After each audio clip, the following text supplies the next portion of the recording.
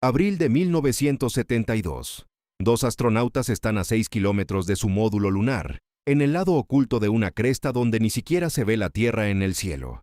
Están solos, completamente solos, y acaban de encontrar algo en el horizonte que no debería existir. Formas con bordes rectos, ángulos demasiado perfectos, líneas demasiado deliberadas para ser naturales. Uno de ellos activa la radio y describe lo que está viendo a Houston con voz clara y precisa. Formación geométrica, no natural. Parece construida, aproximadamente 100 metros de longitud. Solicitamos instrucciones. Y Houston se queda en silencio. No el retraso normal de la señal.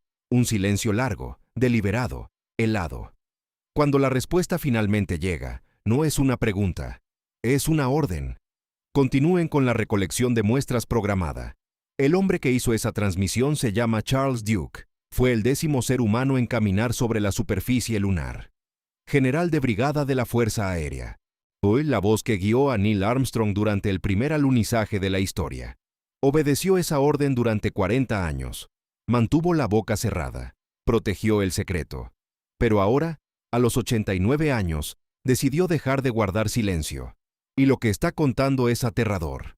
Al final de este video vas a entender qué encontraron realmente los astronautas del Apolo en la Luna, o en por qué la humanidad nunca volvió después de 1972, y qué es exactamente lo que la NASA lleva más de medio siglo ocultando, según las propias palabras de los hombres que estuvieron allí. Para entender por qué este hombre guardó silencio durante 4 décadas, primero hay que entender qué clase de hombre es. Duke no se asusta fácilmente. Se incorporó a la NASA en 1966 y fue reconocido de inmediato como uno de los pilotos más brillantes e inquebrantables de todo el programa. Antes de la NASA pilotaba algunos de los cazas más avanzados del inventario de la Fuerza Aérea. La precisión era su idioma. Los hechos eran su religión. No era un hombre dado a la imaginación ni a la exageración. Su voz fue lo último que Armstrong y Aldrin escucharon antes de posarse en el Mar de la Tranquilidad durante el Apolo 11. Aquel famoso intercambio en el que les dice que un montón de tipos en tierra estaban a punto de ponerse azules de aguantar la respiración. Ese era Duke. Sereno, bifirme, el tipo de persona que no parpadea cuando el mundo entero está mirando y 2 vidas dependen de su compostura. 3 años después le dieron su propia misión. Apolo 16. Él y el comandante John Young despegaron el 16 de abril de 1972 y pasaron 71 horas sobre la superficie lunar, más que casi cualquier tripulación anterior. Su zona de aterrizaje fueron las tierras altas de Descartes, una región rugosa y antigua que los científicos creían de origen volcánico. Condujeron el rover lunar durante kilómetros a través de un terreno árido que ningún ojo humano había visto jamás. Recogieron muestras geológicas de cráteres y líneas de crestas. Ejecutaron cada experimento de la lista. La misión debía responder preguntas científicas directas sobre la historia geológica de la Luna. Nada más. La NASA la calificó como uno de los vuelos Apolo más exitosos de la historia. Todos los objetivos cumplidos.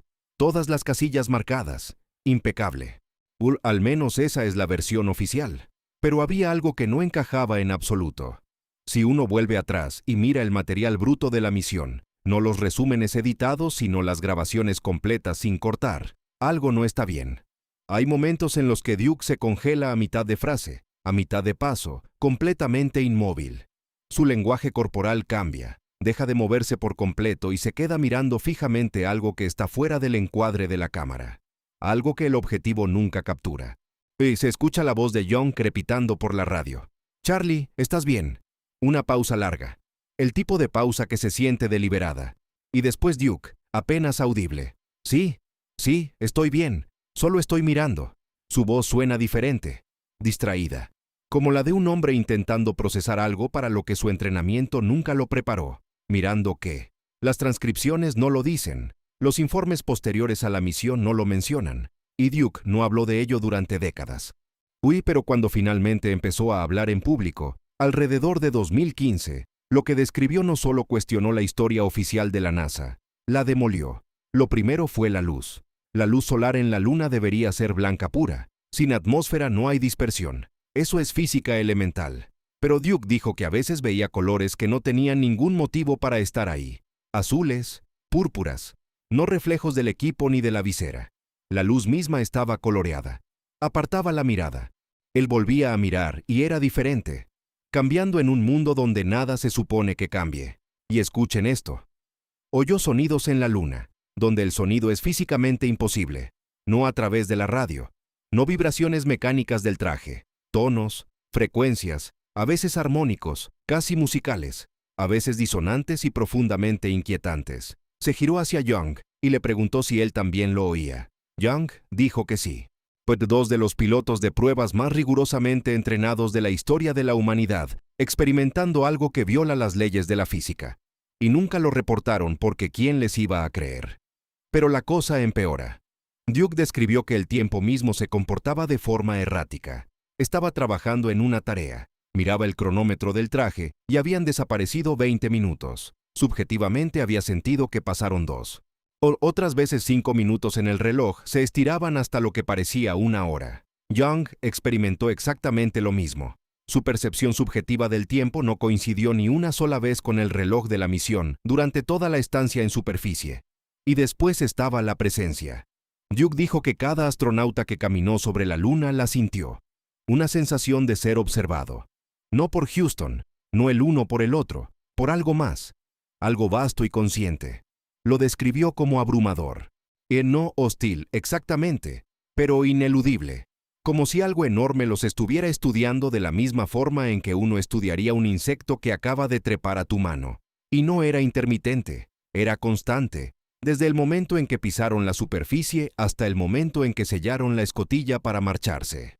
Observando, esperando, paciente más allá de cualquier concepto humano de paciencia. Luces extrañas que cambiaban solas, sonidos en un vacío donde el sonido no puede existir físicamente. El tiempo que se negaba a obedecer al reloj, estirándose y comprimiéndose de formas que no tenían sentido.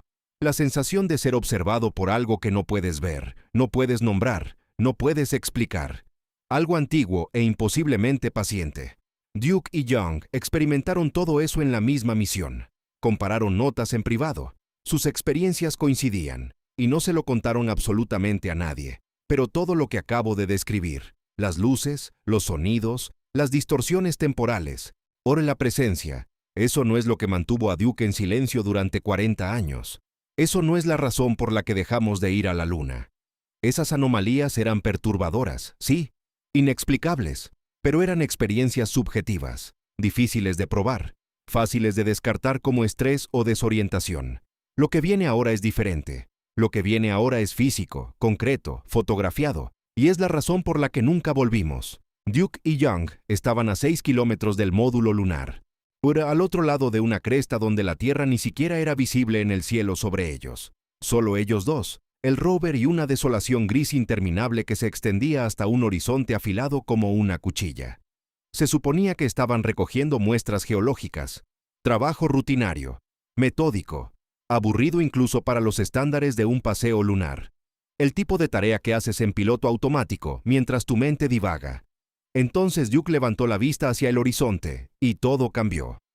Algo estaba mal con las formas. En la Luna todo es aleatorio. Cráteres, rocas, escombros dispersados por miles de millones de años de impactos de meteoritos. Nada tiene bordes limpios, nada es regular. Pero lo que Duke vio en aquel horizonte tenía bordes, geometría. Líneas demasiado rectas, ángulos demasiado uniformes, demasiado deliberados para ser naturales. Se lo dijo a Young. Young detuvo el rover de inmediato.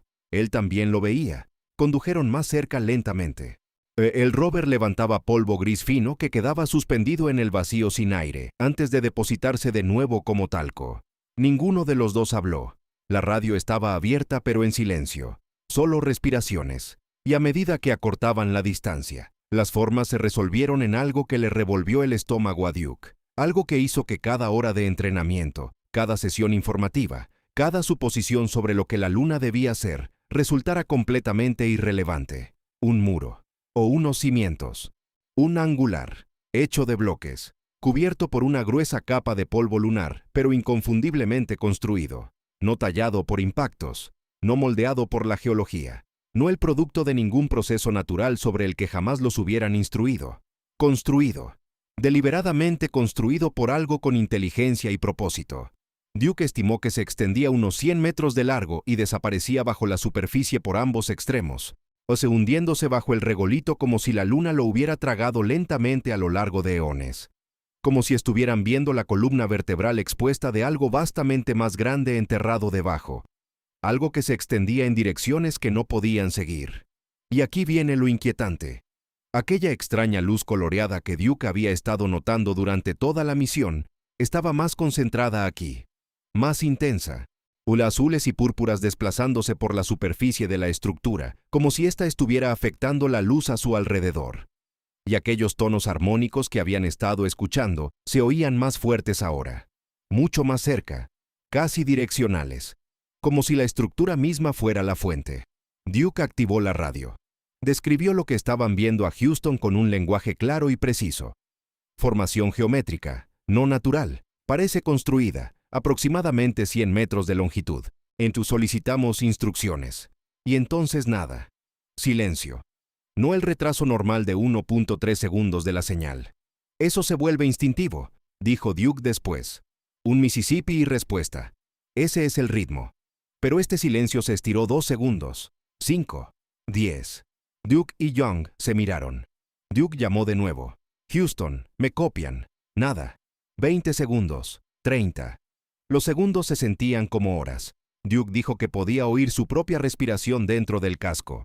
Lié el siseo del sistema de oxígeno del traje, el débil crepitar del canal abierto. Miró de vuelta a la estructura mientras esperaban. Seguía ahí. Seguía siendo real. Seguía siendo imposible. Y desde el control de misión, a 386.000 kilómetros de distancia, desde una sala llena de los ingenieros más brillantes del planeta que estaban monitorizando cada respiración de su misión. Absolutamente nada.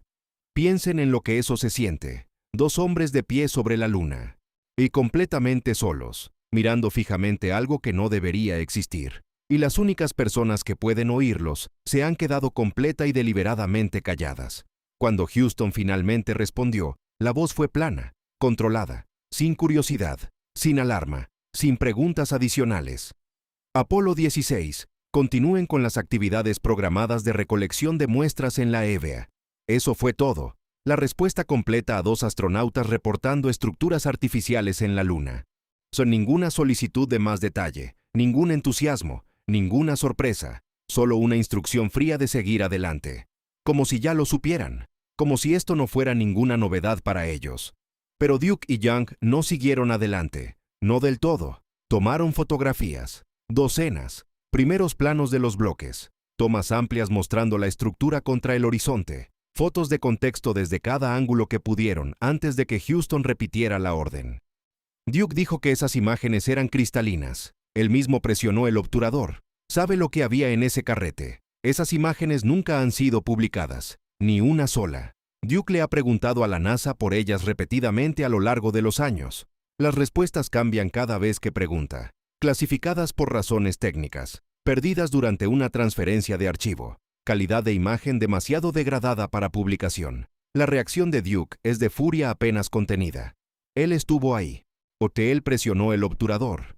Sostuvo la cámara con sus propias manos enguantadas y sabe con absoluta certeza que esas fotografías están en alguna bóveda, enterradas bajo 50 años de silencio institucional. Pero aquí es donde la cosa se vuelve verdaderamente inquietante. Las estructuras en sí ni siquiera son la parte más perturbadora. Lo más perturbador es su antigüedad. En 2019, un entrevistador le preguntó a Duke si las estructuras parecían recientes. Duke negó lentamente con la cabeza. No. Eso es lo que hace que esto sea aterrador. Dijo que estaban erosionadas, desgastadas de maneras que no deberían ser posibles en un mundo sin aire. Aunque no hay viento en la Luna, ni lluvia, ni clima de ningún tipo, esas estructuras llevaban las marcas inconfundibles de un tiempo profundo, cubiertas de cráteres de microimpactos de meteoritos, del tipo que solo se acumula a lo largo de millones de años de bombardeo constante desde el espacio. Posiblemente cientos de millones de años. Eran anteriores a cualquier cosa que los humanos hayamos construido jamás. Duke hizo una pausa larga y pesada. Eran anteriores a los humanos por completo. Cualquier inteligencia que construyó esos muros, cualesquiera manos o herramientas que dieron forma a esos bloques, Lo hicieron mucho antes de que nuestra especie existiera siquiera sobre la Tierra. ¿Quién los construyó? La respuesta de Duke llegó apenas por encima de un susurro. No lo sé. Pero alguien o algo estuvo construyendo en la Luna mucho antes de que nuestra especie existiera. Y la NASA lo sabe. Y decidieron que el público no debía saberlo. Estructuras antiguas en la Luna, fotografiadas, reportadas en tiempo real. Y la respuesta de Houston fue un silencio deliberado, seguido de una orden de seguir adelante. Pero Duke no fue el único astronauta del Apolo cargando con este peso. Y lo que los demás revelaron décadas después hace que su testimonio sea casi imposible de descartar. En 2017, la mayoría de los caminantes lunares del Apolo que seguían vivos se reunieron en un encuentro privado. Imaginen la escena. Una habitación tranquila. Hombres viejos, canosos, de movimientos lentos. La mayoría pasados los 80. Los únicos seres humanos vivos que alguna vez habían estado de pie en otro mundo. Hombres que una vez fueron los exploradores más audaces de la historia humana. Los reunidos ahora con el peso de las décadas presionando sobre sus hombros. Durante años cada uno había cargado con la misma carga completamente solo. El mismo silencio. Las mismas preguntas sin respuesta que los despertaban a las 3 de la madrugada. Y según Duke, aquella reunión fue la primera vez que alguno de ellos lo dijo en voz alta. Todos tuvieron anomalías, dijo Duke. Cosas diferentes, misiones diferentes, pero la experiencia de ninguno coincidía con lo que la NASA le contó al público. Y todos sabíamos que no podíamos hablar de ello. No porque la NASA los amenazara explícitamente, porque nadie les habría creído. Los habrían llamado seniles, delirantes, así que se quedaron callados, todos y cada uno de ellos, durante décadas, hasta que fueron lo bastante viejos como para que la reputación ya no importara más que la verdad. Y escuchen esto, Duke no fue el único que eventualmente rompió ese silencio en público. Buzz Aldrin, el segundo ser humano en caminar sobre la Luna, y un hombre cuyo nombre es sinónimo del programa Apolo. En entrevistas posteriores, la mirada de Aldrin se perdía en la distancia. Su voz bajaba a algo medido y cuidadoso, mientras describía un objeto similar a un monolito en Phobos, una de las lunas de Marte. No se anduvo con rodeos. No se rió del tema ni lo trató como especulación. Miró directamente a la cámara y dijo que aquello merecía una investigación seria e inmediata. El hombre que estuvo junto a Armstrong en la base Tranquilidad, un que le dio un puñetazo en la cara a un conspiracionista por llamarlo mentiroso, pidiendo al mundo que prestara atención a algo profundamente extraño en otra luna completamente diferente. Edgar Mitchell, Apolo 14. Caminó sobre la superficie lunar en febrero de 1971 y regresó siendo un hombre fundamentalmente cambiado. En sus últimos años, Mitchell se inclinaba hacia adelante en las entrevistas, voz firme, mirada fija con una certeza inquebrantable. Hoy afirmaba con toda claridad que la inteligencia extraterrestre es real, que los gobiernos lo saben, que la evidencia es abrumadora y lo ha sido durante décadas. Los entrevistadores intentaban suavizarlo, le ofrecían salidas fáciles. Mitchell nunca aceptó ninguna, simplemente lo repetía, más calmado cada vez, más firme, como un hombre que había hecho las paces con una verdad para la que el mundo no estaba preparado. Al Worden. Apolo 15. Orbitó la Luna mientras sus compañeros de tripulación exploraban la superficie abajo. En una entrevista, Worden se reclinó, brazos cruzados, y afirmó sin inmutarse que creía que los humanos descendemos de seres que vinieron de otro lugar, no de la Tierra.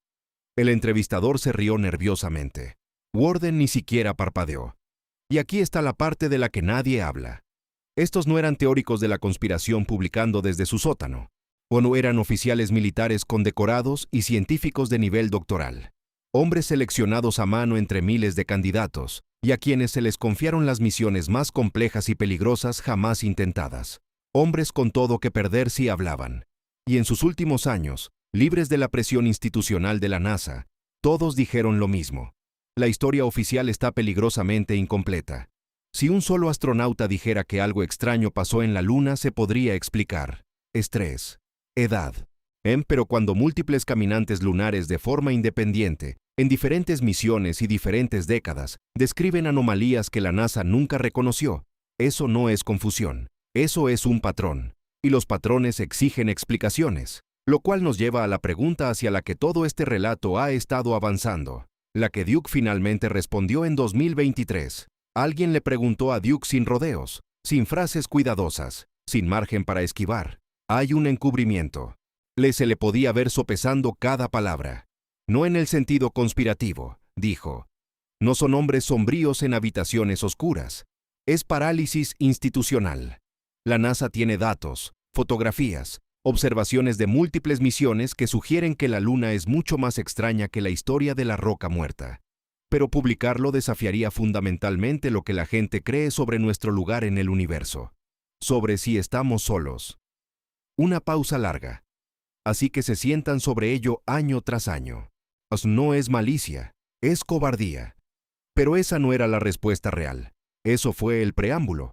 Porque entonces Duke dijo aquello que finalmente explica 50 años de silencio. 50 años de la humanidad, dando la espalda al mayor logro de exploración en toda la historia registrada. Aquello que una vez que lo escuchas, hace que todo lo relacionado con la cancelación del programa Apolo cobre un sentido diferente. Podríamos haber continuado, dijo. Su voz era diferente ahora, más baja, más pesada. Era cargando el peso de algo que había retenido dentro durante la mayor parte de su vida adulta. Podríamos haber construido bases lunares, haber enviado docenas de misiones más, haber investigado de verdad lo que hay ahí. La tecnología existía, la capacidad existía, la voluntad existía, al menos entre los astronautas y los ingenieros que vivían y respiraban este programa. Hizo una pausa. Bajó la mirada hacia sus manos. Pero nos detuvimos. Después del Apolo 17 en diciembre de 1972, apenas volvimos durante 50 años. El salto más extraordinario en exploración humana. Y simplemente le dimos la espalda. ¿Por qué?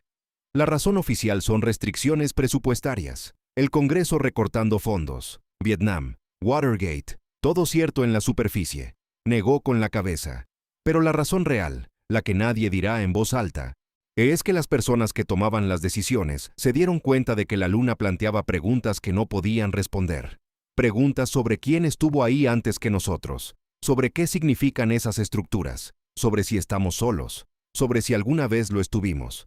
Se inclinó hacia adelante. Mirada fija. Era más fácil dejar de ir que confrontar lo que se estaba encontrando. Que eso cale. Que de verdad penetre. Según un hombre que físicamente caminó sobre la Luna, no que tocó su antigua superficie con sus propias manos enguantadas, que fotografió estructuras con su propia cámara y las reportó a Houston en tiempo real, no dejamos de explorar porque se nos acabó el dinero. No perdimos el interés. No nos distrajimos con otras prioridades. Encontramos algo allá arriba que no estábamos preparados para enfrentar. Algo que desafiaba todo lo que creemos sobre la historia humana y nuestro lugar en el cosmos. Y 50 años después, seguimos sin estar preparados. Charles Duke tiene 89 años. Ha vivido una vida plena. Ha criado una familia. Ha servido a su país de maneras que la mayoría de la gente no puede imaginar. Y ahora, en lo que él sabe que son sus últimos años, está dedicando el tiempo que le queda a hacer algo que habría destruido su carrera, su reputación y su legado si lo hubiera intentado décadas antes. Le está diciendo al mundo lo que realmente pasó allá arriba. Caminé sobre la Luna, dijo recientemente. Sin dramatismo, sin autocompasión, solo un hombre exponiendo hechos con la serena certeza de alguien que no tiene nada más que perder y nada más que proteger. Vi cosas que no están en ningún informe oficial, reporté cosas que fueron ignoradas, tomé fotografías que desaparecieron, y se lo estoy contando porque merecen saberlo. No la versión higienizada, no la versión diseñada para que todo el mundo se sienta cómodo, la versión real. Las estructuras siguen ahí ahora mismo. En las tierras altas de Descartes, o donde han estado durante millones de años, en silencio. Las fotografías que la NASA enterró siguen en algún archivo. Las preguntas que los astronautas del Apolo susurraron en aquella reunión privada siguen sin respuesta. Y ahora, después de medio siglo de silencio, uno de solo 12 seres humanos que alguna vez estuvieron de pie en otro mundo está exigiendo que prestemos atención. Que la historia vindique a Duke o lo descarte está por verse. Pero su testimonio obliga a hacer preguntas incómodas. O si está equivocado, ¿por qué sus descripciones coinciden con lo que otros astronautas del Apolo dijeron de forma independiente en diferentes misiones y diferentes décadas? Si tiene razón, ¿qué significa que hayamos sabido de estructuras antiguas en la Luna durante 50 años y no hayamos hecho absolutamente nada? Duke guardó silencio durante 40 años. Ahora está hablando. Y la verdadera pregunta no es si le crees. Es esta. Si la NASA tiene las fotografías, los datos de las misiones, y a las observaciones de múltiples tripulaciones describiendo cosas que no deberían estar ahí, ¿por qué no han publicado ni una sola pieza de ello en más de 50 años?